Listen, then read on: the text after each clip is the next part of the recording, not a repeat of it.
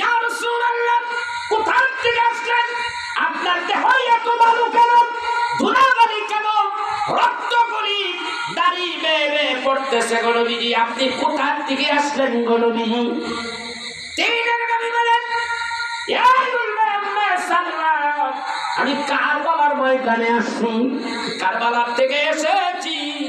আমি দেখি আমার ইমাম হুসাইনকে কারবালার মধ্যে, কারবালার জমিনের মধ্যে শোয়াইছে, গলার ভিতরে খঞ্জর চালাইতে আছে জনক ব্যক্তি। তখন আমার ইমাম হুসাইন আমাকে ডাক দেয়, ও নানা ভাই, ও নানা ভাই, ও নানা ভাই, আমার তো কেউ নাই, তুমি ছাড়া আমার কেউ নাই। তুমি তো আমাকে একদিন বলেছিলেন আমাকে যখন শহীদ করবে সেই দিন তিনটা ডাক দিন নানা ভাই বলিয়া। আমি ওই দিন মক্কা মদিনার রওজা থেকে আসলাম, আমার ইমাম হুসাইনের কাছে দাঁড়াইলাম। ইমাম হুসাইনকে যখন শহীদ করবেন, আমি তখন ইমাম হুসাইনকে বুকের সঙ্গে লাগাইয়া ধরলাম, নানা ভাই, এইটাই অদৃষ্ট তোমার ছিল। কোনো চিৎকার করবে না, কোনো আওয়াজ করবে না, আল্লাহর রাস্তায় তুমি শহীদ হয়ে যাও। তুমি যদি শহীদ হয়ে যাও, কাল কিয়ামতের দিন তোমার এই শহীদের বিনিময়ে আমার উম্মাহগুলো নাজাত করাইয়া নিতে পারবো। আমার বন্ধুরা, আমার উম্মে সালমা উঠলেন, হঠাৎ করে ঘুম ভেঙে গেল, তন্দ্রা ভেঙে গেল, কাঁদতেছে উম্মে সালমা।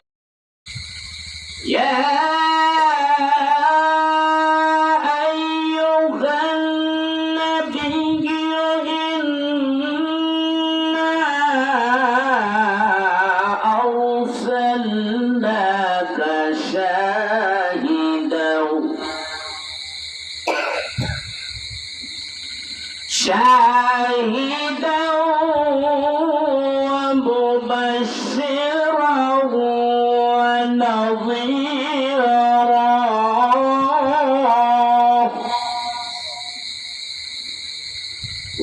وداعيا إلى الله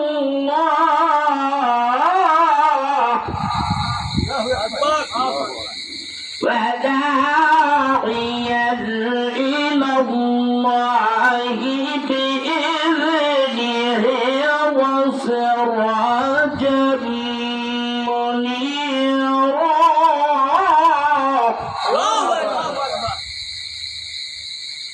وقال الله تعالى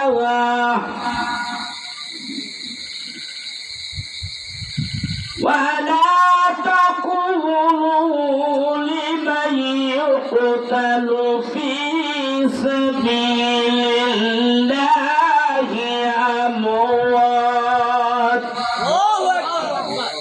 بل أحياء ولكن لا تشعرون.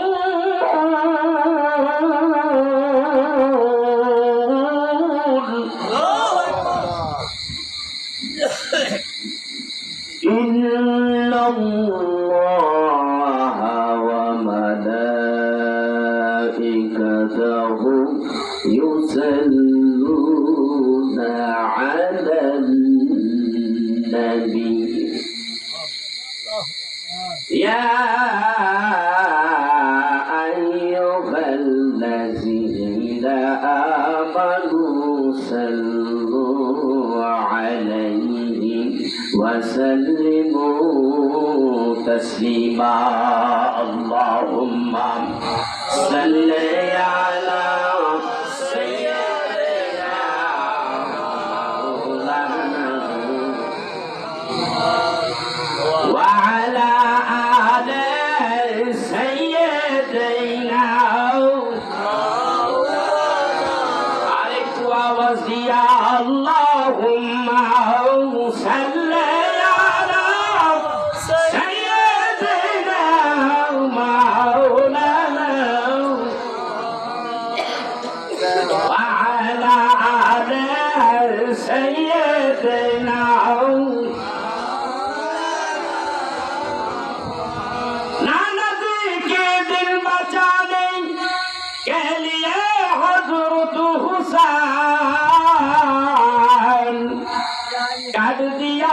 शहर करबला में दिन बचाने के लिए अल्लाहुम्मा सल्ली सय्यदना मौलाना व अला आदि सय्यदना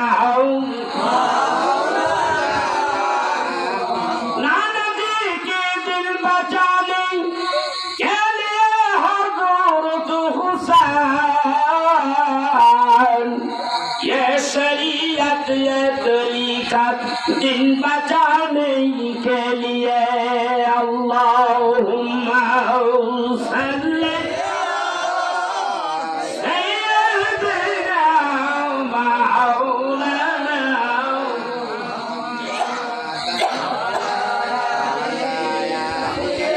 আল্লাহর হাবিব যখনই প্রস্তাব আসে ছেলে তো দেখতে অনেক ভালো দেখা যায় হিরোর মতো আল্লাহর হাবিবের কাছে যখন আসে প্রস্তাব দেয় আর আল্লাহর হাবিব একটা একটা করে খালি নিষেধ করে প্রস্তাব দেয় আর কয় না কয় হুজুর রাজি হন কয় না এইভাবে যখন একটার পর একটা বিদায় দেয় আল্লাহর হাবিব এখন কি চায় কার কাছে মেয়ে বিয়ে দেবে এই ব্যাপারটা কেউ বোঝে না যার কাছে মেয়ে বিয়ে দিতে চায় সে তো আর আসে না সে তো তার কাছে আসে না আল্লাহর কি মেহেরবানি আল্লাহর হাবিবের এই ব্যাপারটা এই বিষয়টা তিনি বুঝতে পারলেন বয়োবৃদ্ধ হযরতে আবু বকর বুঝে ফেললেন হযরতে আবু বকর আর আমার রাসূল দুইজনে একটু সামান্য বয়সে কম বেশি হযরতে আবু বকর আলীকে ডাকলেন ইয়া আলী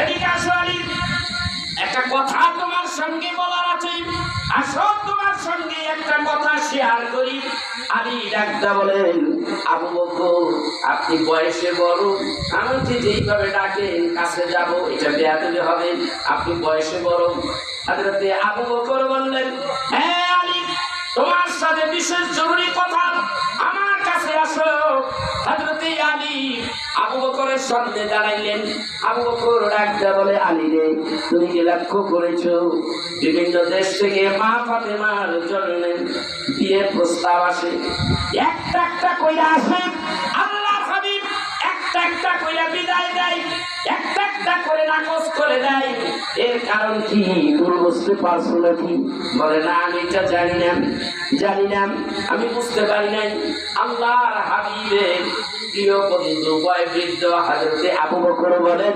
এইটার হাকিকত আমি বুঝতে পেরেছি আর কেউ না বুঝতে পারলে কি হবে আমি হযরতে আবু বকর বুঝতে পেরেছি আলী একটা কাজ করো আল্লাহর হাবিব ওই যে দেখা যায় আল্লাহর হাবিব বিশ্রাম নিচ্ছে আরাম ফরমাচ্ছে তুমি হযরতে আল্লাহর হাবিবের সামনে যাও যায়া হযরতে মা ফাতেমার জন্য তুমি বিয়ার প্রস্তাবটা দিয়ে দাও হযরতে আলী বলেন হে আবু বকর এত বড় কলিজা আমার হয় নাই অনেক শক্তিশালী ব্যক্তি কিন্তু আল্লাহর হাবিবের কাছে কথা বলবো এত বড় কলিজা আমার হয় নাই হযরতে আবু বকর বলে আলী রে যাও জলদি যাও আমি তোমাকে বললাম সাহস করে কথা বলো ওগো আবু বকর আপনি তো জানেন আমি বড় গরীব এই গরীব আলীর কাছে কখনো আল্লাহর হাবিবের বেটি মা ফাতেমার বিবাহ দেবে না হযরতে আবু বকর বলেন আলী রে তোমার এত বুঝার দরকার নাই এত চিন্তা ফিকিরের দরকার নেই তুমি যাও আল্লাহর হাবিবের কাছে যাও এই প্রস্তাবটা নিয়ে হযরতে আলী চলে গেলেন আল্লাহর হাবিবের সামনে দাঁড়ালেন আল্লাহর হাবিব মাথা উঁচু করলেন যে যা চাইছে এই আইছে না প্রস্তাবটা কোন থেকে আসতে হবে কার কাছ থেকে আলীর কাছ থেকে আসতে হবে আসছে তো দেখলাম প্রস্তাবটা আলীর কাছ থেকে আসুন হযরতে আলীকে বলে আলী আমার মনে হয় তুমি কিছু বলবা বলো বলো কি জন্য এসেছো ইয়া রাসূলুল্লাহ ইয়া হাবিবাল্লাহ কিছুর জন্য আসেনি কিছু না এ কথা বলে চলে আসলেন হযরত আবু বকর বললেন, আলী রে কি করলাম? ইয়া রাসূল হে আলী, আমি আল্লাহ হাবিবের সামনে দাঁড়াইয়া মা ফাতেমার বিবাহের প্রস্তাব দেওয়ার ক্ষমতা আমি হারিয়ে ফেলেছি। আমি না আগেই বলেছিলাম এত বড় কলিজা আমার হয় নাই, আমার দ্বারা সম্ভব না। আপনি আবার বলছেন, তারপরে গেছি, কিন্তু সামনে গেছি পরে সব আমি সুবহানাল্লাহ। হযরত আবু বকর আবার পাঠাইলেন, আরে বেটা তাড়াতাড়ি যা। হযরত আলী গেলেন, নবীর সামনে দাঁড়াইলেন। এইবারও তিনি মিস করলেন, কথা বলতে পারলেন না। দ্বিতীয়বার আবার গেলেন। আমার দিনের নবী বলেন, আলী রে আমি দেখতে পাচ্ছি এরই মধ্যে তিনবার আমার কাছে আসলা। এ আলী তুমি কিছু বলবে কিনা বলো। আমি অভয় দিলাম, তুমি বলো। হযরতে আলী বলেন, ইয়া রাসূলুল্লাহ, ইয়া হাবিবাল্লাহ, কিচ্ছু না। আল্লাহর হাবিব বলে, আলী রে আমি বুঝতে পারতেছি তোমার কলিজায় এত সাহস হচ্ছে না, তোমার কলিজায় কোনো শক্তি নাই, বল নাই, তুমি প্রস্তাব করবা। আসো প্রস্তাব নিয়ে আমার কাছে আসলে তুমি শক্তি হারিয়ে ফেলাও। আমি বুঝতে পেরেছি তুমি আমার বেটি ফাতেমারে চয়েস করো, আমার বেটি ফাতেমাকে বিবাহ করবে, সেই জন্যই তুমি এসেছো। শেষ পর্যন্ত আল্লাহর হাবিবের জবান দিয়ে কথা বের হয়ে গেল। এখন ডাক দিয়া বলেন, ইয়া রাসূলুল্লাহ, ইয়া হাবিবাল্লাহ, ফাতেমাকে আমি বিবাহ করব, এই সাহস তো আমার নাই। আপনি যদি দয়া করে মেহেরবানি করে আমার কাছে যদি দিয়ে দেন, সেটা তো ভিন্ন কথা, পরম পাওয়া। ইয়া রাসূলুল্লাহ, আপনি আমার সম্পর্কে সবই জানেন গো নবীজি। আল্লাহর হাবিব বলে, আমি তো তোমার চয়েস করলাম, এইবার আমার বেটির কাছে তো একটু মতামত নেওয়া দরকার। আমার বেটি স্বামী হিসাবে তোমাকে চয়েস করে কি করে না, ওইখানে একটু কথা বলার দরকার আছে না? আমি তো রাজি, বেটির কাছে যাই। হযরত আলীকে মাইয়া আল্লাহর হাবিব হযরত মা ফাতেমার ঘরের কামরার কিনারে, দরজার কিনারে দাঁড়াইলেন। ফাতেমারে ডাকতে বলে, ফাতেমারে বিভিন্ন জায়গায় থেকে রাজা বাচ্চার ছেলেরা তোমাকে বিয়ের প্রস্তাব নিয়ে আমার কাছে আসে, আর আমি প্রত্যেকটা প্রস্তাবকে ডিনাই করি। এইবার এমন একজন ব্যক্তি আসছে, তোমাকে বিয়ের প্রস্তাব নিয়ে আসছে। সেই লোকটার তিনটা গুণ। কয়টা গুণ? নাম কয় না, ডাইরেক্ট আগে গুণ কয়। তার মানে কি? আলীরও পছন্দ হয়েছে, আমারও পছন্দ। হযরত আলীর সঙ্গে আমি যে একমত, আগে গুণটা কইয়া লই নাকি বল, তারপরে দেখা যায়। এমন একজন ব্যক্তি তোমাকে বিয়ের প্রস্তাব দিয়েছে, সেই ব্যক্তির তিনটা গুণ। এক নাম্বার গুণ হলো তিনি হলেন বীর যোদ্ধা। বীর যোদ্ধা যার সামনে আল্লাহর হাবিব বলেছে, আসাদুল্লাহিল ওয়ালি, শেরে খোদা, শের মানে হলো সিংহ। আল্লাহর হাবিব বলেন, আল্লাহ তাআলা কাফেরদের বিরুদ্ধে জিহাদ করার জন্য, লড়াই করার জন্য আল্লাহ তাআলা তোমাকে এই জমিনে কাফেরদের বিরুদ্ধে সিংহ বানাইয়া পাঠাইছে। এই এক নম্বর গুণ। তার এত বড় গুণ আপনারা জানেন না। এই বিষয়ে যদি আলোচনা করতে যাই 2-3 ঘন্টা যাইব। খন্দকের ময়দানে জিহাদ হচ্ছে, হয় না কাফেরদের মধ্যেই। কাফেররা 3000, মতান্তরে 10,000, এই উম্মত আসছে বুখারীর হাদিসে। কাফেরের গোষ্ঠীরা অনেক, আর মুসলমানের সংখ্যা খুবই কম, 1000 অথবা তার চাইতে কিছু বেশি হবে। ভাইরা আমার, খন্দকের ময়দানে বিশাল খন্দক, অর্থাৎ কাফেররা আসতেছে মক্কা থেকে মদিনার দিকে। আল্লাহর হাবিব মদিনাকে রক্ষা করার জন্য রণকৌশল বিশাল খন্দক তৈরি করলেন, বিশাল খাল বানাইলেন। অনেক লম্বা ইতিহাস। খাল গেছে মুসলমানেরা মদিনার দিকে, আর কাফেররা ওই খালের অপোজিটে মক্কার দিকে আসছে। খালও পার হইতে পারে না, মদিনার ভিতরে ঢুকতে পারে না। এর মধ্যেই কাফেরদের ভিতরে একজন ব্যক্তি, তার নাম হলো আমর। তার নাম কি?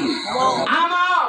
এই আমরের এত শক্তি, আমরকে হাই করে আসছে, ভাড়া করে আসছে, তোরে এত মোটা অঙ্কের টাকা দেবো, তুই যুদ্ধের ময়দানে আমাদের সঙ্গে থাক। কাফেরদের হায়ার করে আছে কাফেররা, যুদ্ধ লাগার কোনো উপায় নেই। আমর দেখতেছে রণকৌশল তিনি অবলম্বন করতেছে, কিভাবে ওই পারে যাওয়া যায়, কিন্তু যাবে না, যাওয়া যাবে না। যাব কিভাবে? তাছাড়া যুদ্ধ লাগার কোনো দেখতেছি না, কারণ দেখতেছি না। কিন্তু আমি যদি যুদ্ধ না করতে পারি তো কিছু টাকা পয়সা পাবো, সেইটাও পাবো না। একটা দৌড় মারিয়ে ছোট্ট একটা পাহাড়ের টিলার উপরে দাঁড়াইয়া আমার চিৎকার দিয়ে কয়, এই মুসলমান, তোমরা কি কাপুরুষ হয়ে গেছো নাকি? মুসলমানদের কি কয়? তোমরা কাপুরুষ হয়ে গেছো নাকি? তোমরা যে আমাদের সাথে লড়াই করার জন্য আসতেছো না? আমি আমরের সঙ্গে এমন কোন মুসলমানের বাচ্চা আসলে লড়াই করবাম? আমি কিন্তু আমর, সেই আমর। আমি আমার তরবারি দিয়া 100 ব্যক্তির সঙ্গে একই সঙ্গে লড়াই করতে পারি, এত শক্তি আমার হাতে। তোমরা কি কাপুরুষ নাকি? একটা চিৎকার মারলেন, ওই চিৎকার যাই আল্লাহর হাবিবের কানে লাগছে, হযরতে আলীর কানেও লাগছে। আলী একটা দৌড় মারিয়েন আল্লাহর হাবিবকে বলেন, ইয়া রাসূলুল্লাহ, ইয়া হাবিবাল্লাহ, ওই পারে ছোট্ট একটা পাহাড়ের টিলার উপরে দাঁড়াইয়া এক ব্যক্তি চিল্লায়, আর আমরা মুসলমানদেরকে কাপুরুষ বলে। ইয়া রাসূলুল্লাহ, ইয়া হাবিবাল্লাহ, ব্যক্তিটা কি? আল্লাহর হাবিব বলে, এই ব্যক্তিটা হলো আমর, মক্কা নগরের বীর যোদ্ধা। কাফেররা ভাবে সে বড় বীর যোদ্ধা, তার গায়ে অনেক শক্তি। ইয়া রাসূলুল্লাহ, আমাদেরকে কাপুরুষ বলে। আমি আলী তো মানতে পারতেছি না, আপনি যদি অনুমতি দেন তাহলে ওর সাথে আমি একটু মোকাবেলা করতে পারি। আল্লাহর হাবিব বলে, আলী রে, পারবি না? আলী পারবি? হযরতে আলী বলে, ইয়া রাসূলুল্লাহ, ইয়া হাবিবাল্লাহ, আপনি যদি অনুমতি দেন আর যদি দোয়া করেন আমি পারবো। আল্লাহর হাবিব বলেন, এই যে জুলফিকারের তরবারি আমি রাসূল তোর ডান হাতের মধ্যে তুলে দিলাম, বাম হাতের মধ্যে দোয়া দিয়া দিলাম, জানে আলী, আমি তোরে আমার আল্লাহর হাতে সুপর্দ করে দিলাম। হযরতে আলী একটা দৌড় মারলেন, দৌড়াইয়া সেই খন্দক এই পার থেকে ওই পারে যাওয়া সম্ভব নয়। হযরতে আলী কয়েকজনকে লইয়া হাত ধরে একটা জাম দিয়া ওই পারে চলে গেছে। আল্লাহু আকবার, কি বলবো, ওই পারে চলে গেছে। এইটা আল্লাহর মদদ। কার মদদ? আল্লাহ আর রাসূলের দোয়া। সোজা দৌড়াইয়া ছোট্ট পাহাড়ের উপরে দাঁড়াইয়া আমরের সামনে দাঁড়াইয়া গেছে, ফেস টু ফেস। আমর যেমন, আলীও তেমন।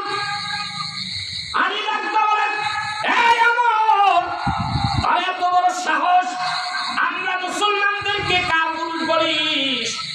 আমি তোর ডাকের সাড়া দেওয়ার জন্য এসে হাজির হয়ে গেছি। তোর জন্য অন্য মুসলমান যারা আছে তাদের দরকার নাই, আমি আলী তোর জন্য একাই যথেষ্ট।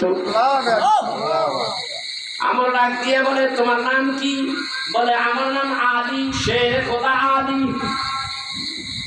আচ্ছা, তোমার বাবার নাম কি?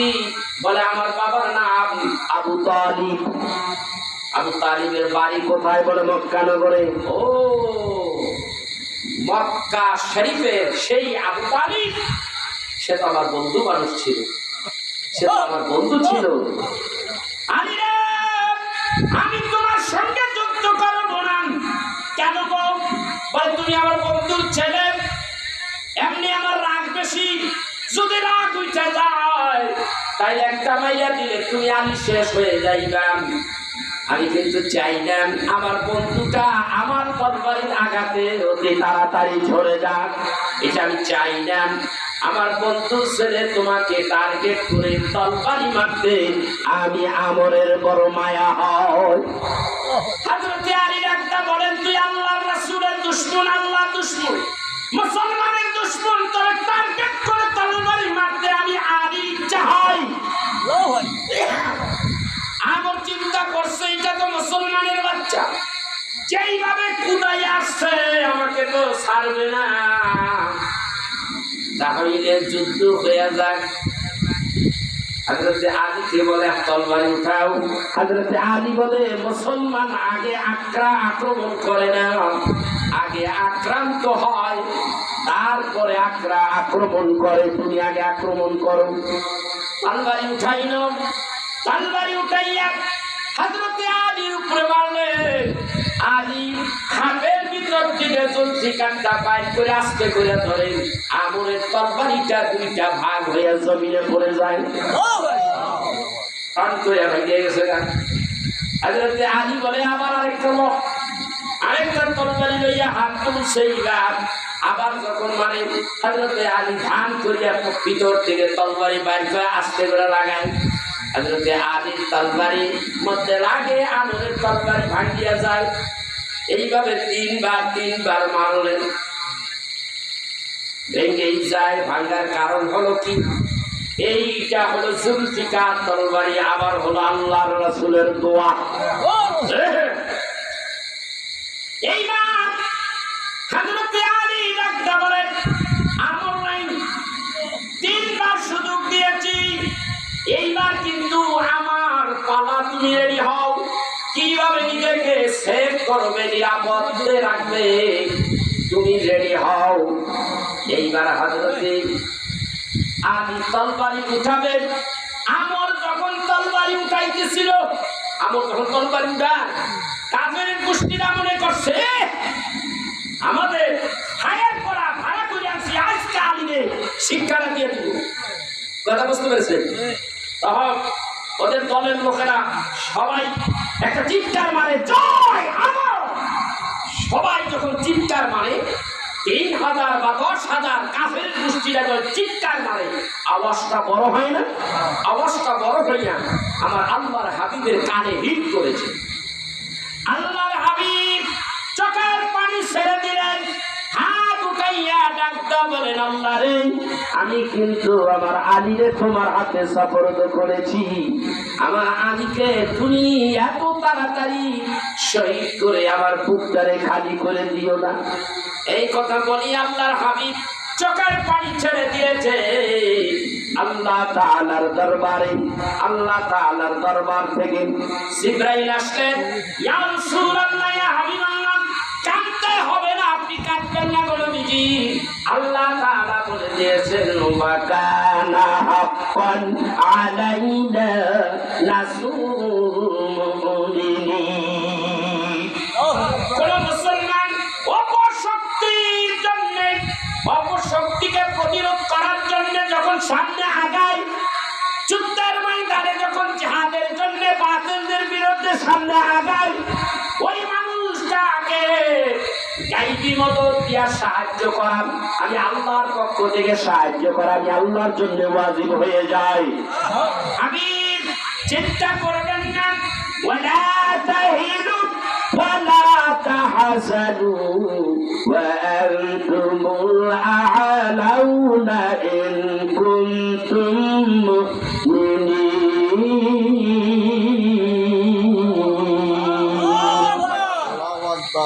আল্লাহ বলে, হাবিব গো, যদি ওরা মুসলমান হয়, ওরা যদি মুমিন হয়, ওদের কোনো ভয় নাই, চিন্তাও নাই, আমি আল্লাহ বিজয় ওদের হাতে রেখেছি। এবার আল্লাহর হাবিবের পক্ষ থেকে হাবিব ডাক দিয়া বলেন, তোমরা শোনো, আমার সাহাবীরা শোনো, ওরা যখন চিৎকার মেরেছিল আমার খুব খারাপ লেগেছিল। আল্লাহর পক্ষ থেকে ঘোষণা হয়ে গেছে, আমিও সাহস পাই, আল্লাহ সাহায্য করবে ওয়াদা করেছে, আমার আলী কিন্তু তরবারি উঠাইতেছে। আমার আলী তরবারি উঠাচ্ছে, আমার আলীর শরীরে জজবা শক্তি বেড়ে যাক, যার কারণে তোমরা একটু জোরে জোরে বলো নারায়ে তাকবীর। এরপরে বলো নারায়ে রিসালাত। এইভাবে যখন তাকবীর দিতে লাগলো, আল্লাহর পক্ষ থেকে অসংখ্য ফেরেশতারা একসঙ্গে খন্দকের ময়দানে সাহাবীদের সঙ্গে আল্লাহু আকবার বলার জন্য উচ্চ আওয়াজে ফেরেশতা সরকার সবাই বলে আল্লাহু আকবার। কাফেরদের কানের মধ্যে দিয়ে বাড়ি খায়। ওরা মনে করেছে 3000 বা 10,000 আমরা চিল্লান মারছিলাম, মুসলমানদের অন্তরে কাঁপন ধরাইয়া দেব। কিন্তু না না, এইটা যেন তার চাইতে 1000 গুণ বেশি শব্দ কানে বাড়ি লাগতেছে। দেখলাম মুসলমান অল্প, অথচ অসংখ্য মানুষের আওয়াজ পাই। কারণ কি? এদের সঙ্গে ফেরেশতা এসে যে যোগ দিয়েছে এই খবর ওদের নাই। ভাইরা আমার, বন্ধুরা আমার, এই দিক দিয়ে হযরতে আলী তরবারি উঠাইছে। ওই তরবারি উঠাইয়া জীবনে কোনোদিন আমর এইভাবে তরবারি ধরে নাই, 2 হাত দিয়ে তরবারি ধরেছে। আজকে 2 হাত দিয়ে তরবারি ধরেছে, কোনোদিন এইভাবে ধরে নাই। হযরতে আলী 1 হাত দিয়া জুলফিকার দিয়া টাচ করেছে, আঘাত করতে দিচ্ছে। আঘাত করতে যাইয়া আমরের 2 হাত দিয়া তরবারি ধরছে, আমরের তরবারি ভাঙছে। মাঝখানে মাথার মধ্যে তার তরবারিটা লেগেছে। এই গোটা বডির ভিতর থেকে আস্তে করে 2টা বডি 2 ভাগ হয়ে গেছে। বডি 2 ভাগ হইয়া হযরতে আলীর তরবারি জমিনে গেড়ে গেছে। হযরতে আলীর মুঠা সহকারে জমিনে গাইয়া গেছে। এই অবস্থা দেখা আমর তো শেষ, জাহান্নামে কি জাহান্নামে চলে গেছে। কাফেরের এই অবস্থা দেখার যুদ্ধের দরকার নাই, তাবু তুবু ভাইয়া দিছে লোক। আল্লাহ ডাক দেয়, মুসলমান আমি তোমাদেরকে এইভাবে বিজয় করেছি। শুধু এইটাই নয়, বদরের ময়দানে গেলাম এই বছরে, যাইয়া দেখি সাইনবোর্ডের ভিতরে লিস্ট করা আছে 14 জন সাহাবী শহীদ হয়ে গেছে। তাদের নাম দেখলাম আমার এই মোবাইলের মধ্যে আছে, সবটাই আছে, আমি যা বলি ওইটার উপরে লেখা আছে ওয়ালাকাদ নাসারাকুমুল্লাহু বিবাদর ওয়া আনতুম আদিল্লাতু ফাত্তাকুল্লাহা লাআল্লাকুম তাশকুরুন।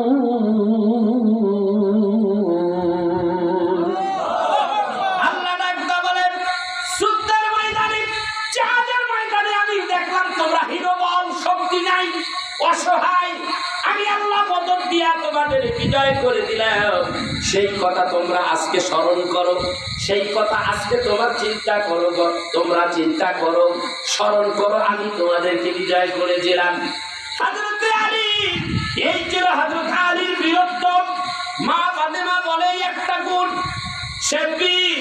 2 নম্বর গুণ হলো আলী হইলেন, এই হযরতে আলীর নাম কয় না সেই ব্যক্তিটা হলো এই মক্কা মদিনা আরব জাহানের মধ্যে সবচাইতে জ্ঞানী। আল্লাহু আকবার বলবেন না? এই আমার বন্ধুরা আমার, আমরা যখন দাখিল ক্লাসে পড়ি, অর্থাৎ ম্যাট্রিকে যখন পড়ি, এসএসসিতে পড়ি, তখন ওখানে আমরা পেয়েছিলাম হযরতে আলীর কাছে একটা প্রশ্ন আসলো, আলী গো এই প্রশ্নের উত্তর দাও। কিন্তু এই প্রশ্নের উত্তর 10 রকমের হইতে হবে, কিন্তু তার মুখ হবে একটা। উদাহরণ থাকবে 10 রকমের। 10 রকমের উদাহরণ দিয়ে এই প্রশ্নের জবাব দিলাম। হযরতে আলী একটা একটা কইরা 10 রকমের একটা প্রশ্নের উত্তর দিলেন, 10 রকম কইরা। সুবহানাল্লাহ কইবেন না? সেই থেকে সবাই বলেন আলীর যে এত বিচক্ষণতা, এত জ্ঞান, আল্লাহ হাবিব এই জন্যই তো বলেছে আনা মাদিনাতুল ইলমি ওয়া আলিয়ুল বাবুহা, আমি হইলাম জ্ঞানের শহর, আর সেই শহরের প্রবেশকারী প্রথম তরুণ হইল হযরতে আলী। ভাইরা আমার, বন্ধুরা আমার, অন্যান্য জায়গায় আছে আল্লাহর হাবিবের ভিতরে ইলমে শরিয়াত, ইলমে মারিফাত, 2 বিদ্যাই হযরতে আলীর ভিতরে পরিপূর্ণ ছিল, যা অন্য কোন সাহাবীদের ভিতরে ছিল না। এই জন্যই তো হযরতে আলী হলো জ্ঞানের রাজ্য। হযরতে আলী এই করে 2 নম্বর গুণ তার। 3 নম্বর গুণ হলো এই মদিনায় ওই ব্যক্তিটার মতো এত দুঃখী, এত অর্থ নাই, অর্থাৎ একেবারে গরিব। ওই ব্যক্তির মতো এমন গরিব তো এই দুনিয়ায় আর কেউ নাই। মা ফাতেমা ডাকতে বলেন, আব্বাজান 3টা গুণ যারে বললেন, যার কথা বললেন, এই 3টা গুণই তো হযরত আলীর ভিতরে বিদ্যমান। আপনি এমন ঘুরাইয়া পেছাইয়া কইলেন কে? ডাইরেক্ট আলীর নামটাই তো কইলেই তো হইতো। আপনি যে ঘুরাইয়া পেছাইয়া বললেন, আল্লাহর হাবিব বললেন, আমি বললাম আমার আলী রে আমি চয়েস করেছি। তুই কি কস রে মা? হযরতে আলী রে কি তোর চয়েস হয় নাকি, পছন্দ হয় নাকি? হযরতে মা ফাতেমা চুপ রইলেন, কথা বলেন না। কথা না বললে, কথার উত্তর না দিলে কি বোঝা যায় রাজি না? কথা বলে রাজি কি না রাজি? সে কি রাজি না রাজি না? চুপ থাকলে কি বোঝায়? রাজি আছে। কি কয়? রাজি আছে। পছন্দ না হইলে ইসুবের মহিলা হইলে মোল্লা মানুষ দরকার হলে ফ্যান চলেন না, রিক্সাওয়ালার কাছে বিয়া বলবো, মোল্লার কাছে বিয়া বলবো না। কথা বলে হযরত মা ফাতেমা একটু অন্য ধরনের মহিলা। আবার রাসূলের কলিজার টুকরা মা ফাতেমা যেন মেয়ে নয়, যিনি হইলেন 8খানা জান্নাতের হুরাইনদের সর্দার। আল্লাহর নবী বলেন, খাতুনে জান্নাত, জান্নাতের সর্দার। ফাতেমা বলেন, কোনো কথা বললেন না। আল্লাহর হাবিব বলেন, আমি বুঝতে পেরেছি আমার বেটি তো রাজি হইয়া গেছে। আলী, আমার বেটি রাজি হয়ে গেছে। এ আলী, তাইলে এখন বিয়ে করলে মোহরানা ধার্য করতে হবে। মোহরানা টাকাটা সঙ্গে সঙ্গে পরিশোধ করতে হবে। আর এখনকার যুগ বাসর রাইতে যাইয়া কয় মাফ কইরা দাও। কথা কয় না, এটা দুর্বল। আগে মোহরানা ধার্য করে বউয়ের হাতে মোহরানা দিতে হবে। কথা কয় না। বাবা আদম আলাইহিস সালাতু ওয়াস সালাম মা হাওয়াকে বিয়ে করেছে, মোহরানা ধার্য করেছে। মোহরানা ধার্য করো। আল্লাহ যখন বলে, আদম তুমি হাওয়াকে বিবাহ করো, জি বিবাহ করব, মোহর ধার্য করো। এই জান্নাতের মধ্যে টেয়া বসাবা মুখ হই বলে 10 বার রাসূলের দুরূদ পড়ো, মোহরানা সাথে সাথে উসুল হয়ে যাবে। কয়বার দুরূদ পড়তে দিছে? 10 বার। আর রাসূল আরবি সাল্লাল্লাহু আলাইহি সাল্লাম আলীকে বলতেছে মোহরানা ধার্য করতে হবে। আসেনি কিছু? ইয়া রাসূলুল্লাহ, ইয়া হাবিবাল্লাহ, আমার তো কিচ্ছু নাই, আমার পকেট তো এমটি, পকেটে কোনো টাকা নাই, কোনো পয়সা নাই। গণবিজি, যেই দিন আপনার বাড়িতে চুলায় আগুন জ্বলে, রান্না হইলে হুজুর গো আপনারাও খান, আমিও খাই। যেই দিন চুলায় আগুন জ্বলে না, আপনারা না খাইয়া থাকেন, আমিও না খাইয়া থাকি। গণবিজি, আপনি কি জানেন না গণবিজি, আমিও যে আপনার সংসারের একজন সদস্য ব্যক্তি। আমি হযরত আলী এই কথা যখন বললেন, আমার রাসূল বুঝে ফেলেছেন, আমি বুঝতে পেরেছি। একটা কাম কর, তো যুদ্ধে যাবার জন্য যে সরঞ্জাম, হেলমেট, তরবারি, এগুলো আসে না, ঘোড়া আসে না, ইয়া রাসূলুল্লাহ আপনি যদি বলেন 3টাই বিক্রি করে দেব। আল্লাহর হাবিব ডাকতে বলেন, আলী রে, এখনো যুদ্ধ বন্ধ হয় নাই, অহরহ যুদ্ধ লেগেই আছে। আলী, একটা কাজ করো, মাথার হেলমেটটা বাজারে নিয়ে বিক্রি করে দাও। বাজারে বিক্রি করে দাও। হযরত আলী দৌড় মারছে, মাথার হেলমেটটা লয়ে দৌড় মারছে। আলী খুশি না দাদা? কেমন খুশি? খুশির উপরে আরো খুশি। ফাতেমা আমার চয়েস করছে, নবীর বেটি ফাতেমা দেখি সেই কথা নেই। পৃথিবীর শ্রেষ্ঠ সুন্দরী মা ফাতেমা আস্তে আস্তে হাঁটবে না, আস্তে আস্তে মানুষ একটা কাজ করে হাঁটার মধ্যে একটু গতি বাড়াইয়া তরি তরি করে হাঁটে। হযরতে আলী তরি তরি করে হাঁটে না, দৌড় মারছে। যাইতে যাইতে পথির মধ্যে হযরতে উসমান গনির সঙ্গে দেখা হয়ে গেছে। উসমান ডাক দিয়ে বলে, আলী নেই, আলী কই যাও? হাতের মধ্যে দেখি আবার হেলমেট লইয়া কই যাও? কেন আপনি জানেন না আমার সঙ্গে ফাতেমার বিয়ে? এটা আপনি জানেন না তাই নাকি? এ রাজ্য করলো বলে আল্লাহর হাবিব আমার সঙ্গে ফাতেমার বিবাহ ধার্য করে ফেলেছে। মহারানা টাকা দরকার, তাই বাজারে হেলমেট খানা বিক্রি করার জন্য তাড়াতাড়ি দৌড়াইয়া যাও। আপনার সাথে পরে কথা হবে, আমাকে বাজারে যেতে দেন। দৌড় মারতেছে। হযরত উসমান গনি কয়, আলী একটু দাঁড়াও। আলী মনে মনে কয়, খালি ডিস্টার্ব। হযরত উসমান গনি ডাক দিয়ে বলে, আলী হেলমেট বিক্রি করবানি? হ্যাঁ, হেলমেট বিক্রি করার জন্যই তো এইভাবে দৌড়াইতেছি। আপনি যদি অনুমতি দেন দৌড়াইয়া তাড়াতাড়ি বাজারে যাবো। আমি কিনতে চাই, বিক্রি করবা? তো বাজারে বিক্রি করবো, জিনিসটা আবার বিক্রি করতে হবে। আপনি কিনলে তো সদস্য আপনি একজন, অবশ্যই বিক্রি করবো। কয় টাকা দাম? হযরতে আলী ডাক দিয়ে বলেন, এটার দাম কত আমি জানি না, আপনি একটা দাম ধরে কিনে লন। হযরতে উসমান গনি ডাক দিয়ে বলেন, আলী রে, এই দিরহামটা এই হেলমেটটা আমি তোমার কাছ থেকে 80 দিরহাম দিয়ে কিনতে চাও। 80 দিরহাম বিক্রি করবেন? হযরতে আলী বলে, এই হেলমেট তো এত দাম না।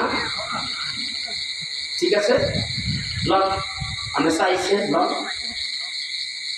হেলমেট হাতে লইলেন, দিরহাম গুনিয়া হযরতে আলীর হাতে দিয়ে দিলেন। আলী রে, হেলমেটের দাম পাইছনি? হ্যাঁ, একটু পেয়েছি। আলী এই ব্যক্তি দৌড় মারবা নাকি উল্টা দিকে? উল্টা দিকে আর দেরি আর চলে নাকি? দৌড় মারছে। আলী দাঁড়ারে, আলী দাঁড়াইলেন। আলী রে, এই হেলমেটের মালিককে? বলে আপনি। টাকা পাইছনি? বলে হ্যাঁ পেয়েছি। লাও এই হেলমেটটা হাতের মধ্যে নাও। যাও রে আলী, এই হেলমেটটা লইয়া চলে যাও বাড়িতে। আচ্ছা, তাহলে দৌড় মারছেন, দৌড়ে রাসূলের সামনে হাজির। কে আলী, এই মাত্র দৌড়াইয়া গেলি, কি করছস রে? আমি হেলমেট বেচছস নাই? ইয়া রাসূলুল্লাহ, ইয়া হাবিবাল্লাহ, হেলমেট বিক্রি করেছি, এই তো আমার হাতে 80 দিরহাম। তাইলে দেখি আবার হেলমেট তো হাতে লইয়াছো। হযরত আলী ডাকতে বলেন, ইয়া রাসূলুল্লাহ, ইয়া হাবিবাল্লাহ, এই কাজটা উসমান গনি করছে। নবী বসা ছিলেন, দাঁড়ায় গেছে না, চোখ মুছতেছে। আলী ডাকতে বলেন, ইয়া রাসূলুল্লাহ, ইয়া হাবিবাল্লাহ, কাঁদেন কেন গো নবীজি? বলে, কিছু কিছু সময় এত খুশি বেশি হয়ে গেলে চোখে পানি আসে, কান্না এসে যায়। আলী রে, তুই জানোস না, মসজিদে নববীর পাশে একটা কূপ ছিল, এই কূপের মালিক ছিল একজন ইহুদি। মুসলমানেরা এই কূপের মধ্যে ওযু করিয়া মসজিদে যায়। একদিন এই ইহুদির বাচ্চা ডাক দিয়া বলে, আর পানি নিবা না? এই মুসলমান কূপের ভিতর ভিতর থেকে তোমাদের আর পানি দেওয়া হবে না, আজকের থেকে নিষেধ করে দিলাম। আল্লাহর হাবিবের কাছে এই কথাটা যখন বলা হলো, হাবিবুল্লাহ নবী শুক্রবার আসলো, শুক্রবারে দাঁড়াইয়া আল্লাহর হাবিব সাহাবীদের মধ্যে বলেন, ইয়া সাহাবীরা, ওই ইহুদি তার কূপের পানি মুসলমানদেরকে দেবে না, নিষেধ করে দিয়েছে। তোমরা কি কেউ আসনি অনেক অর্থের বিনিময় ওই কূপটা কিনিয়ে দিতে পারো এই মসজিদের জন্য? অনেক টাকা দাম, 600 দিরহাম, কম বেশি হতে পারে, অনেক টাকা।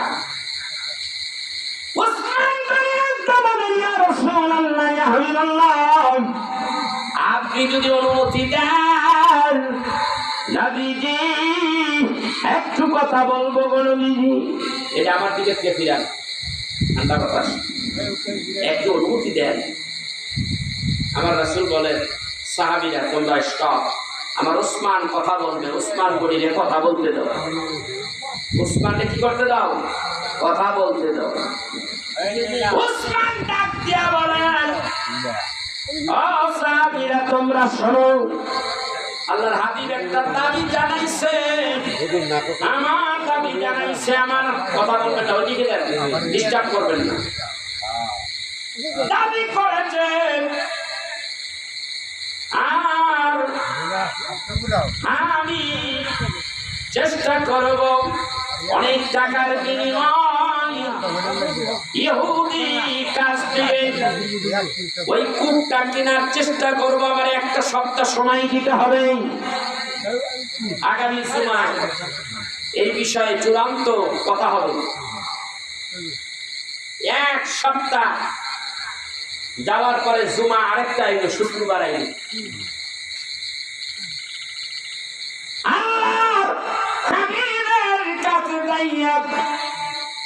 কানে কানে উসমান গনি কি জানি কয়। আল্লাহর হাবিব বলেন, সাহাবীরা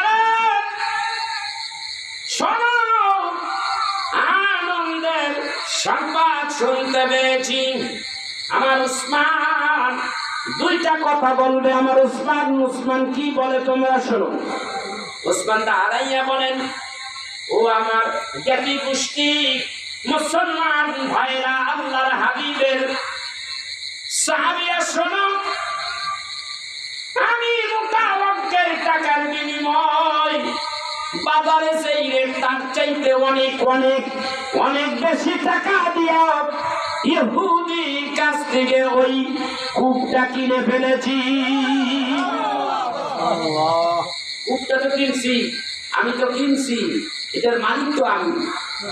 তোমরা সাক্ষী থাকো, এই কূপটা আমি আমার আল্লাহর হাবিবের কদমে দান করে দিলাম।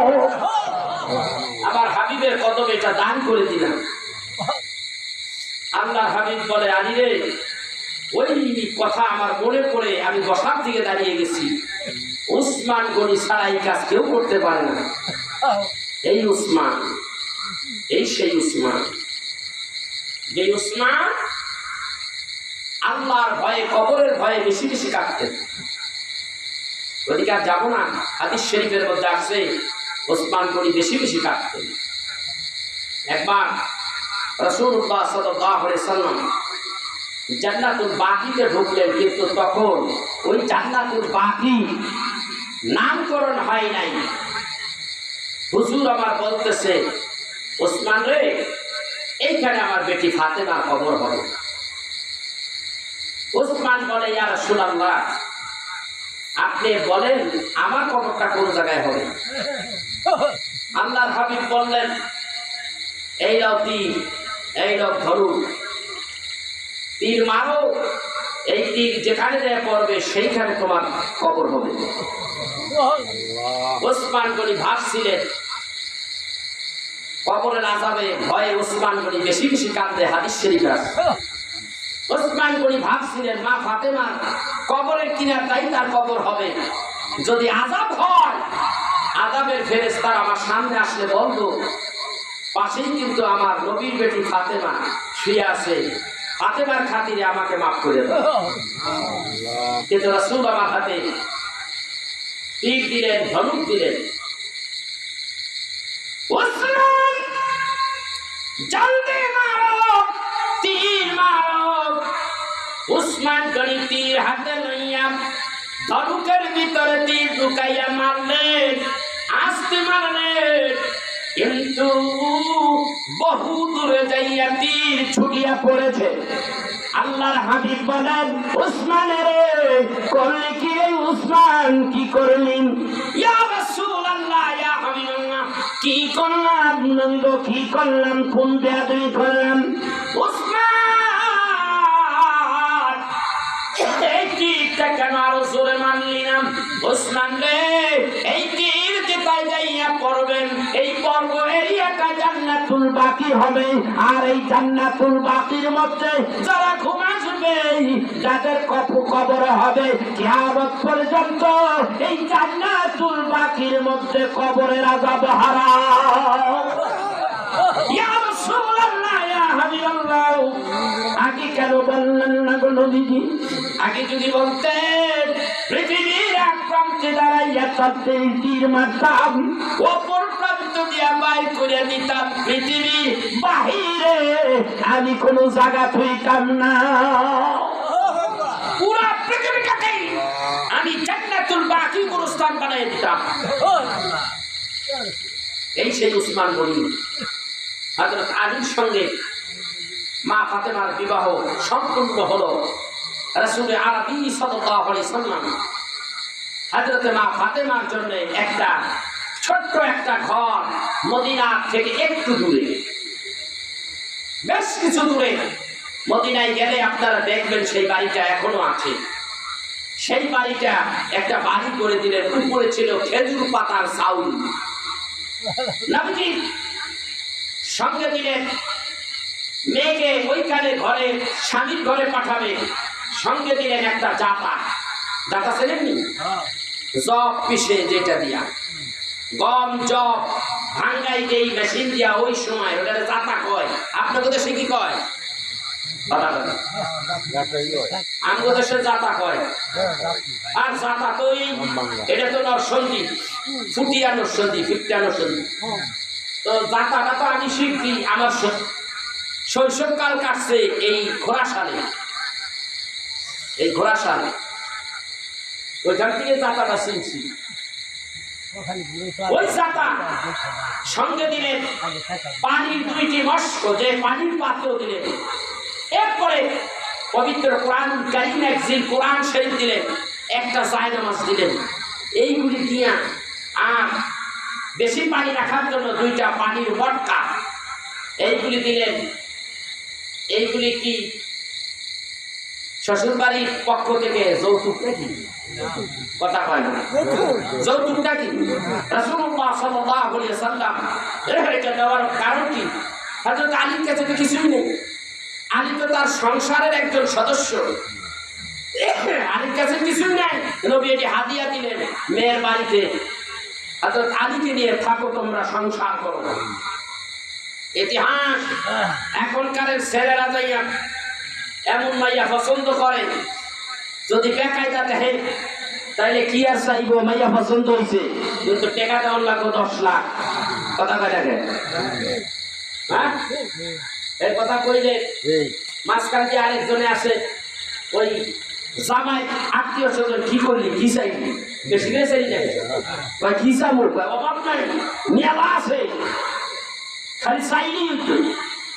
মানে এমন অবস্থা, কিছু কিছু ছেলের পক্ষ থেকে এমন ভাবে চাবার একটা চিন্তা ভাবনা করে, সাথে সাথে কিছু চায় না, একটু চিন্তা করে নি, মনে হয় রেলগাড়ি চাই এলে। কথা পায় না, রেলগাড়ি তুই না জানি ফের রেডি চাই যাবো, বুঝলেন?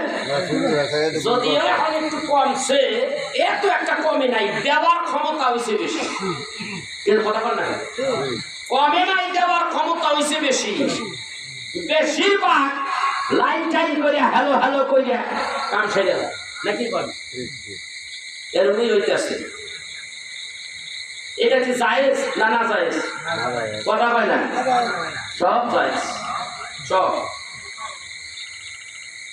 ফাতেমা এই কটা জিনিস আল্লাহর হাবিবের পক্ষ থেকে হযরতে আলীকে উপটকর হাদিয়া স্বরূপ দেওয়া হলো। তাদের সংসার জিন্দেগি শুরু হলো। হযরতে উম্মে সালমা রাদিয়াল্লাহু তাআলা আনহা নবীজি চাচি আম্মা, হাদিস শরীফ আছে মিশকাতের হাদিস। কি হয়? নবীজি চাচি আম্মা রাত্রিবেলা স্বপ্ন দেখলেন। কে? নবীজি চাচি আম্মা স্বপ্ন দেখে দৌড়ে গেছে রাসূলের কাছে। ইয়া রাসূলুল্লাহ, ইয়া হাবিবাল্লাহ, রাত্রিবেলা স্বপ্নে দেখলাম গো নবী, আমি দেখতেছি আপনার শরীরের থেকে একটা গোশতের চাক্কা আমার আস্তিনে দেওয়া হলো। একটা গোশতের চাক্কা আমার আস্তিনে দেওয়া হলো, আমি এটা আস্তিনে দিলাম। এটা কি ধরনের স্বপ্ন দেখলাম ইয়া রাসূলুল্লাহ? কাঁদতেছে। আল্লাহ বলেন, চাচি কাঁদবেন না গো চাচি, একটা খুব সুন্দর স্বপ্ন দেখেছেন গো চাচি। আপনি বলেন, এর উত্তর বলেন, এর তাবির কি? আপনি স্বপ্নের তাবির আমারে বলেন। আল্লাহর হাবিব বলেন, আমার শরীরের দিকে একটা গোশতের চাক্কা আপনাকে দেওয়া হলো। এর মানে হলো অচিরেই আমার ফাতেমার ঘরে একটা পুত্র সন্তান আসবে। আমার হাসান আমার শরীরের একটা অংশ, আপনি ওইটাই দেখেছেন। আর আপনার কাছে গেল কেন? কারণ আমার ফাতেমা একটা ছেলে সন্তান প্রসব করবে, সর্বপ্রথম আপনার কোলে সে উঠবে। আপনার মাধ্যমে আমি রাসূলের কাছে ইমাম হোসাইন আসবে, ইমাম হাসান হোসেন আসবে। এই জন্য আল্লাহ তাআলার পক্ষ থেকে এই স্বপ্ন আপনি দেখেছেন। কারণ স্বপ্ন সত্য, ভালো স্বপ্ন হলো নবুয়তের 46 ভাগের 1 ভাগ বুখারীতে এসেছে। এটা আল্লাহ রাসূল বলেছেন, উত্তম স্বপ্ন দেখেছে। আচ্ছা, আল্লাহর কি মেহেরবানি, কিছুদিনের মধ্যে একটা পুত্র সন্তান আসলো।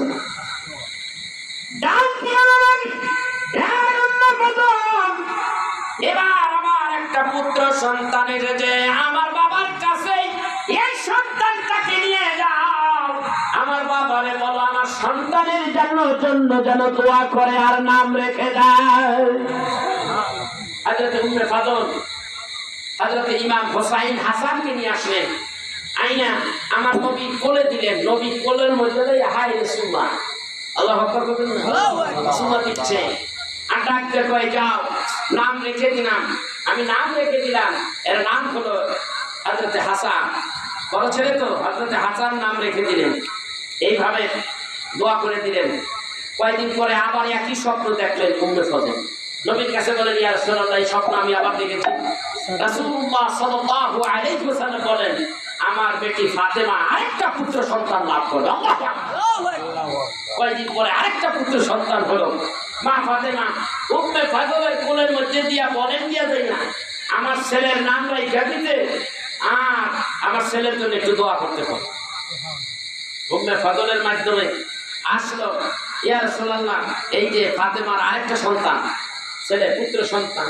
নবী আমার কোলের মধ্যে নিলেন, সুমা দিলেন, আদর করলেন, দোয়া করে দিলেন, যা নাম রাইখা দিলাম হোসাইন। আল্লাহু আকবার। কি মুহাব্বত, কি ভালোবাসা। ইমাম হাসান হোসাইন ঝরঝর করে একটু বড় হলেন। 7-8 বছর দুইটা ফিরের মধ্যে লইয়া একদিন ঘোড়া খেলা খেলতেছে। ইমাম হাসান বলে, নানা ভাই, অমুকরে দেখলাম পিঠের মধ্যে চড়ে, ঘোড়ার পিঠে চড়ে চড়ে হাঁকাইয়া যাচ্ছে, আমাদের একটা ঘোড়া দাও। আমার রাসূল বলে, নানা ভাই, টাকা পয়সা তো নাই, কোত্থেকে দেবো তোমাকে ঘোড়া? ভালোই করে একটু কথাবার্তা হলো। আল্লাহ বলেন, এ হাসান, ঘোড়া কোথা থেকে দেব? আমি নিজেই ঘোড়া হইয়া যাই, তোমরা দুই ভাই আমার পিঠে উঠে যাও। এই পিঠটার দাম কত বুঝতে পারছে? কত দামি এই পিঠ, কত দামি এই পিঠের উপরে যারা দুইজন উঠছে তারাও কত দামি। যেমন সুমারি তেমন ঘোড়া। এবার ডাক দিয়ে বলেন, হাসান ডাক দিয়ে বলেন, নানা ভাই ওই ঘোড়ার মুখে লাগাম দেখেছি, এইটা তো লাগাম নাই। আল্লাহর হাবিব কাঁধের ভিতর থেকে রুমাল বের করে মাঝখানে কামড় দিয়াম, দুই দিকে ধরিয়াম হযরত ইমাম হাসান হুসাইনের হাতে দিয়ে নিলেন। এবার ডাক দিয়ে বলে, হাট। বলে, নানা ভাই ওই ঘোড়ার চাবুক ছিল, ওই ঘোড়ার চাবুক নেই। আল্লাহর হাবিব পকেটের ভিতর থেকে মেসওয়াক বাইর করিয়া ইমাম হাসানের হাতে দিলেন। হাসান ডাকতে বলেন, হাট হাট। মেসওয়াক দিয়া পিঠে মৃদু মৃদু আঘাত করে আর ডেকে বলে, হাট হাট। আমাদের ঘোড়াটা কত সুন্দর, কত ভালো। আবার কি হইল? বলে, ওই ঘোড়ায় ডাক দেয়, এই ঘোড়ায় তো ডাক মারে না। আল্লাহ হাবিব ঘোড়ার মতো একটা ডাক দিলেন, হাবিব আরেকটা ডাক দেন, আরেকটা ডাক দিলেন। আল্লাহর হাবিবকে ইমাম হাসান ডাকতে বলেন, হাবিব আবার ডাক মারেন। আল্লাহর হাবিব ইমাম হাসান হুসাইনকে পিঠের দিকে নামাইয়া দিলে, 3 নম্বর ডাকটা মারলেন না। এতিমের মতো ইমাম হাসান হুসাইন দাঁড়িয়ে আছে। আল্লাহ বান্দার জিবরাইল, আহাদারি করিস না রে জিবরাইল, এখনই আমার জমিনে যান। আমার হাবিবকে দেই, আমার হাবিব সারাটা জীবন কেঁদেছে, রব্বি হাবলি উম্মতি, রব্বি হাবলি উম্মতি। আল্লাহ গো, আমার উম্মত গুনাহগার, আমার উম্মতকে তুমি মাফ করে দাও আল্লাহ। আমার হাবিব রে দেই বল, হাবিব দুইটা ঘোড়ার মতো দুইটা ডাক দিল।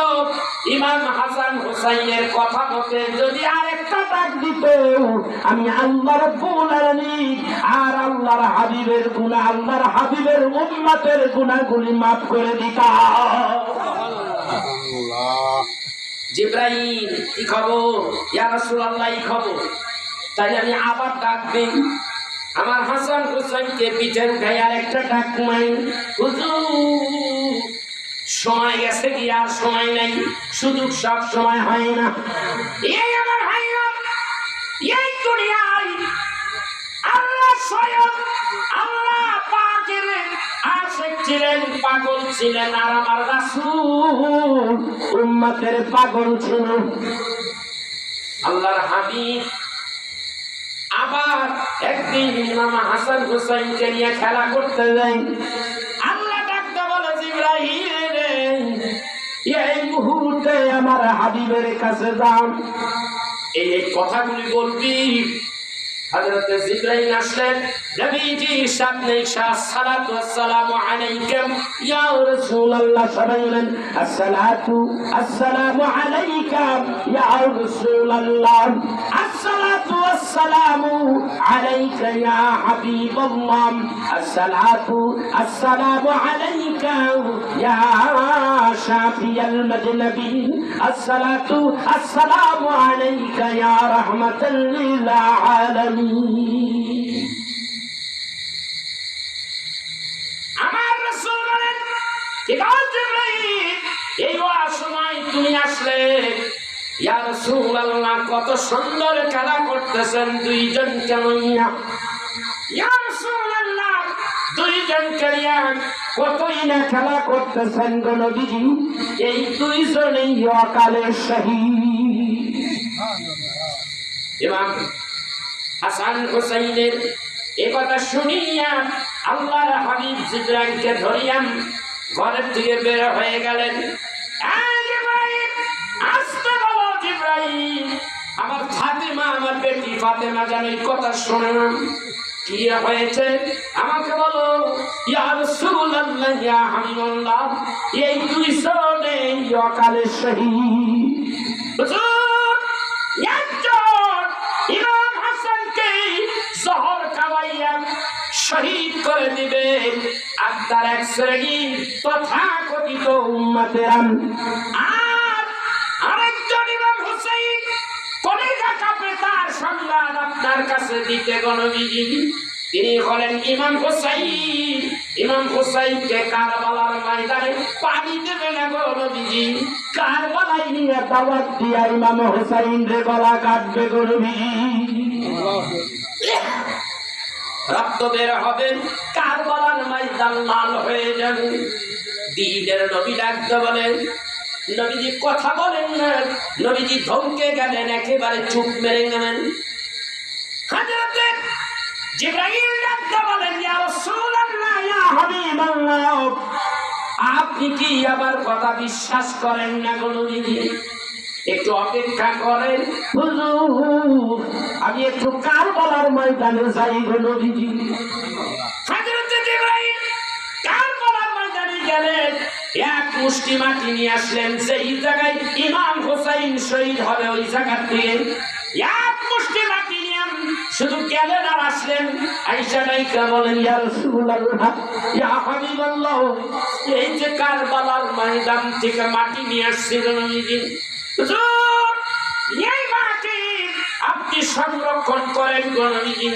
এই মাটির ভেতর থেকে যেই দিন রক্ত বের হবে, টপ টপ করে ফোঁটায় ফোঁটায় রক্ত পড়বে, অথবা এই মাটি যখন রক্তে পরিণত হয়ে যাবে, তখন মনে রাখবেন ইমাম হুসাইন কারবালার ময়দানে শহীদ। আল্লাহু আকবার।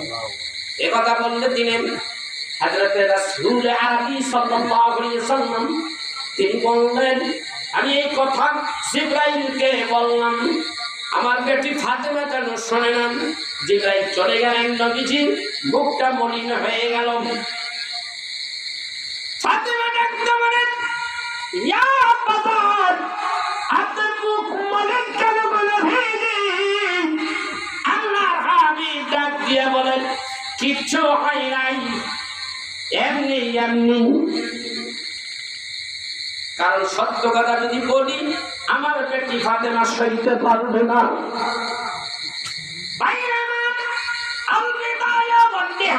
কিতাবের মধ্যে রাখি নবীজির এক স্ত্রী ছিল, তার নাম ছিল হযরতে উম্মে সালমা রাদিয়াল্লাহু তাআলা আনহা। এই উম্মে সালমারে ডাক দিয়ে বলে, সালমারে ঘরের ভিতর থেকে একটা কাচের পাত্র নিয়ে আসো, অথবা একটা বোতল শিশি নিয়ে আসো। নিয়ে আসা হলো। এই মাটি তোমারে দিলাম, এই মাটি তুমি একটা শিশির মধ্যে, কাচের গ্লাসের মধ্যে ঢুকায় রাখো, আর এইটা তুমি রেখে দাও। এই পৃথিবী ছেড়ে আমি চলে যাব। এই পৃথিবী ছেড়ে আমি যখন চলে যাব, তখন এই মাটি তুমি দেখবা, এই মাটি তুমি দেখবা, এই মাটির ভিতর থেকে রক্ত যখন আসবে, তখন মনে রাখো ইমাম হুসাইন কারবালায় শহীদ। আমি কয়েকটা হাদিস বলে টপ টপ করে শেষ করে দেব। আমার রাসূল শানে কারবালা কিতাবের মধ্যে আল্লামা শফি মুফতি শফি সাহেব লেখেন, নির্ভরযোগ্য একখানা কিতাব শানে কারবালা। এই কিতাবের মধ্যে লেখেন, সালমান তাই নাকি আমি 61-62 হিজরি পর্যন্ত বেঁচে থাকবো কিনা, কারণ ওই সময় তো ইমাম হুসাইন শহীদ হয়ে যাবেন। মিশকাতের হাদিসে আছে, হযরতে উম্মে সালমা রাদিয়াল্লাহু তাআলা দুপুরবেলা তিনি ঘরের মধ্যে একটু চোখ বন্ধ করে শুয়ে আছেন। এই অবস্থায় হাদিস শরীফের মধ্যে আছে, এই অবস্থায় আল্লাহর হাবিব উম্মে ফাদলের ঘরের মধ্যে এসে গেছে। গায়ের মধ্যে কোনো জামা কাপড় নাই, উদাম শরীর, শূন্য দেহটা নইয়া হাজির। গায়ের ভিতরে শুধু ধুলাবালি, দাড়ির মধ্যে ধুলাবালি আর রক্তগুলি টপ টপ করে হযরতে উম্মে সালমার ঘরের মধ্যে টপ টপ করে রক্ত পড়ে। উম্মে সালমা বলেন, আমি তখন কাঁপতে আর জিজ্ঞাসা করি, নবীজি আপনি নবী কোথা থেকে আসছেন? এই অবস্থা কেন আপনার গো নবীজি? চলে যাবেন? না, শেষ করবেন। হ্যাঁ, মনোজাত করবেন। ছেড়ে দেবো? কথা কয় না। কি বলেন?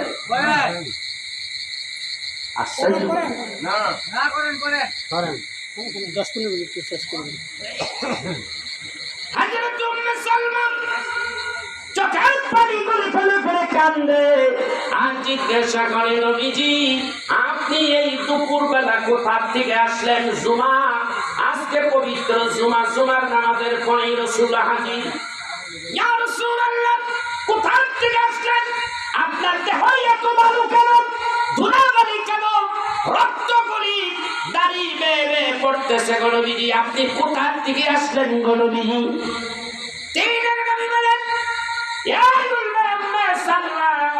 আমি কারবালার ময়দানে আসছি, কারবালার থেকে এসেছি। আমি দেখি আমার ইমাম হুসাইনকে কারবালার মধ্যে, কারবালার জমিনের মধ্যে শোয়াইছে। গলার ভিতরে খঞ্জর চালাইতে আছে জনক ব্যক্তি। তখন আমার ইমাম হুসাইন আমাকে ডাক দেয়, ও নানা ভাই, ও নানা ভাই, ও নানা ভাই, আমার তো কেউ নাই, তুমি ছাড়া আমার কেউ নাই। তুমি তো আমাকে একদিন বলেছিলেন আমাকে যখন শহীদ করবে সেই দিন 3টা ডাক দিন নানা ভাই বলিয়া। আমি ওই দিন মক্কা মদিনার রওজা থেকে আসলাম, আমার ইমাম হুসাইনের কাছে দাঁড়াইলাম। ইমাম হুসাইনকে যখন শহীদ করবেন আমি তখন ইমাম হুসাইনকে বুকের সঙ্গে লাগাইয়া ধরলাম, নানা ভাই এইটাই অদৃষ্ট তোমার ছিল। কোনো চিৎকার মারবা না, কোনো আওয়াজ করবা না, আল্লাহর রাস্তায় তুমি শহীদ হয়ে যাও। তুমি যদি শহীদ হয়ে যাও, কাল কিয়ামতের দিন তোমার এই শহীদের বিনিময়ে আমার উম্মাহগুলি নাজাত করাইয়া নিতে পারবো। আমার বন্ধুরা, আমার উম্মে সালমা উঠলেন, হঠাৎ করে ঘুম ভেঙে গেল, তন্দ্রা ভেঙে গেল, কাঁদতেছে। উম্মে সালমা তার দাসী এসে দেখতেছে নবীর পরিবার কাঁদে। ডাক দিয়ে বলেন, কেন কাঁদতেন? বলে, এই কারণেই আমি কাঁদতেছি। এই ঘটনা হলো অন্য হাদিসের মধ্যে আছে, নবী যাইয়া তার চাচা হযরত আব্বাস রাদিয়াল্লাহু তাআলা আনহু চাচার কাছে যাইয়া হাজির হয়ে গেছে। হযরত আব্বাস বলে, দেখি আমার ঘরের মধ্যে হাজির। চাইয়া দেখি 2টা কাচের পাত্র 2টা হাতের মধ্যে নিয়ে দাঁড়ায় আছে। আল্লাহর হাবিবকে বললাম, ইয়া রাসূলুল্লাহ, ইয়া হাবিবাল্লাহ, এই দুপুর বেলায় আপনি আমার ঘরের মধ্যে জমি গিয়ে কি হয়েছে? আপনার হাতের মধ্যে কি? বলে, একটার মধ্যে ইমাম হুসাইন তার তাজা রক্তগুলি আমার এই পাত্রের মধ্যে জমা রাখছি, আরেকটার মধ্যে আমার হুসাইনের সঙ্গী সাথী ইমাম হুসাইন আহলে বাইতের জন্য যারা শহীদ হয়ে গেছে এদের রক্তগুলি আমি আরেক পাত্রের মধ্যে রাখছি। কেমন করে দিন আমি আমার আল্লাহর টেবিলে এইগুলি জমা দেব আর রেখে বলবো, আল্লাহ রে, এই যে রক্তগুলি আপনার টেবিলে রাখলাম, কুদরতি টেবিলে, আল্লাহ বলবেন এই কার রক্ত রে? বলে, আমার কলিজার টুকরা ইমাম হুসাইনের তাজা রক্তগুলি আমি আপনার টেবিলে রাখলাম, আর এইটার মধ্যে আহলে বাইতকে যারা সম্মান করে জীবন দিয়েছে আমি তাদের রক্তগুলি রাখলাম। আল্লাহ রাখতে মানে কি করবো এই রক্ত? ইয়া আল্লাহ, এই রক্তের বিনিময়ে আমার গুনাহগার উম্মতগুলো তুমি মাফ করে দাও। এই ছিল আমার রাসূল। হযরত ইমাম হুসাইনের জন্য যারা শহীদ হয়ে গেছে তাদের মর্যাদা ছিল। এই বিষয়ে আলোচনা করতে গেলে আমার লম্বা ইতিহাস বলতে হবে, আমি এদিকে যাব না, কারণ রাত্র অনেক হয়ে গেছে, আমি আর কথা বলবো না।